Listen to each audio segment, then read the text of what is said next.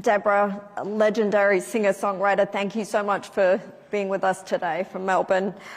Earlier this week at the University of Sydney, new students were welcomed to campus, and those attending the Conservatorium of Music, many of them were greeted with a slide that had been put up by a student group.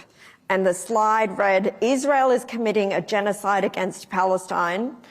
And the slide made a number of other points, including blaming the rise of anti-Semitism in Australia on Israel's conflation with Judaism and their actions in the Levant. In other words, it's the Jewish state's fault that Jews here are being persecuted. You have been an unwavering advocate in this space. When you see reports like that, the next generation of Deborah Conway's singer-songwriters are being indoctrinated from day one, how do you respond? Oh, well, I did see that. I was sickened. I believe it was the student union, and it was taken down reasonably swiftly by the administrative staff.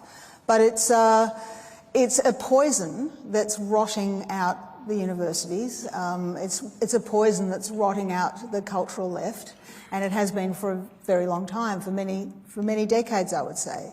And it's been very slow. It's grown very, very slowly, and then suddenly on October 7, it burst forth like a poisoned abscess. You know, it hasn't come from absolutely nowhere. That's the thing, and so one has to tackle this stuff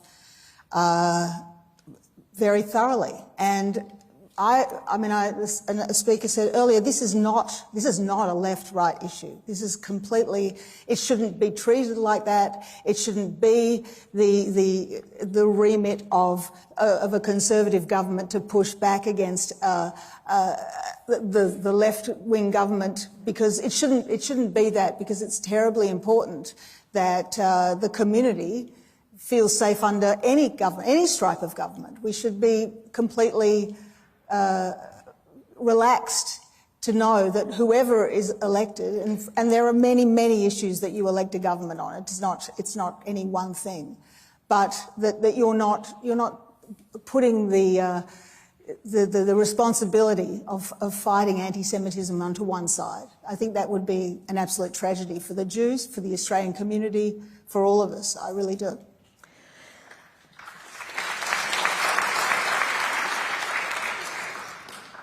It's not just the staff and students and academics with their lucrative research grants that have engaged in this kind of conduct on university grounds. There have been external groups as well, and we saw reports of the extremist group Hizb ut-Tahrir encroaching, organising even these encampments at the University of Sydney, and despite the warnings, it was allowed to continue